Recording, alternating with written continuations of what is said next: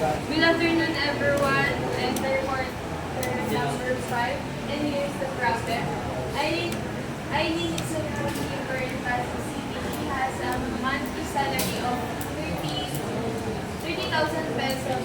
She worked 22 days with no overtime, but received 1,500 pesos as allowance. Her company uses the standard case, SSS for 5%, we have 2.5%, and monthly 2%. Answer the manual. Compute the daily rate in hourly base. Daily rate is, i-divide lang natin yung monthly salary sa 22 days. Since 22 days siyang nagtatrabaho sa isang buwan. So, 30,000 pesos divided by 22 days is 1,363 pesos and 64 centavos. Next, for hourly rate, i-divide lang natin yung daily rate divided by 8 hours since 8 hours yung pinaka-maximum hours per day sa work. So, 1,363 pesos point 64 centavos divided by 8 hours is 170 pesos and 46 centavos. Next, calculate on mandatory contributions. So, kakalculate lang natin yung SSS, PhilHealth, tsaka pag-ibig. So, for SSS, 5% of 30,000 pesos is 1,500 pesos. Sa PhilHealth naman, 2.5% of 30,000 pesos is 750 pesos. Sa pag-ibig naman, 2% of 30,000 pesos is total of 600. But since ang limit lang ng kailangan ng barayan ng mga employees sa pag-ibig is 200, so 200 lang. Next, determine your gross pay and taxable income. Sa gross pay, ang kailangan lang natin gawin is pag-plus yung basic salary or monthly salary plus dun sa allowance. So, gross pay is equals to 30,000 pesos plus 1,500 pesos. It is equals to 31,500 pesos. Yun na yung gross pay. Next, taxable income.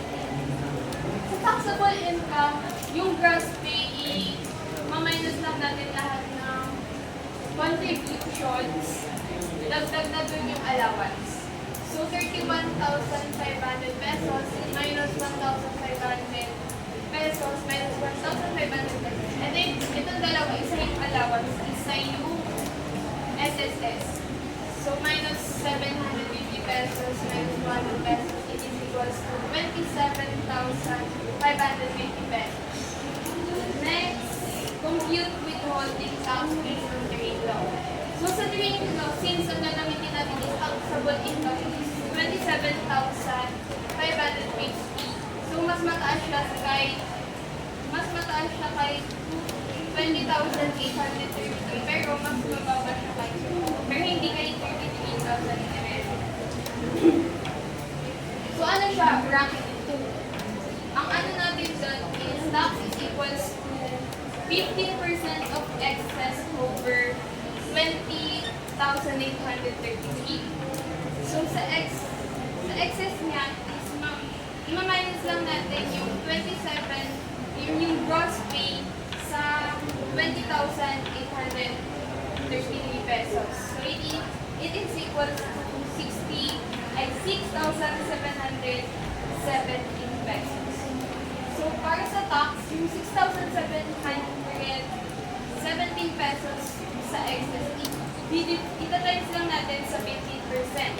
So, kapag kinonvert natin yung 15% sa decimal, ito yung kalalabasan niya, 0.50. So, ito na yung total niya. Total tax, 1,007 pesos and 55 centavos. Plus, asan ka? Compute total deductions and net pay. So, sa total deductions, sa plus lang natin lahat ng mga kamalian sa buhay. Tax, class, SSS, PhilHealth, tsaka PALTV. So, basta i-add nyo na lahat yan. Tapos ito yung total niya.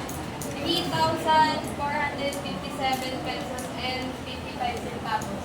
Sa net pay, ang gagawin lang natin, gross pay minus total deductions. So, sa gross pay, meron tayo 31,500. Ima-minus lang natin dito sa total deductions, which is 57 pesos and 55 centavos. So, ang equal ng net pay niya is 28,042 pesos and 45 centavos. That's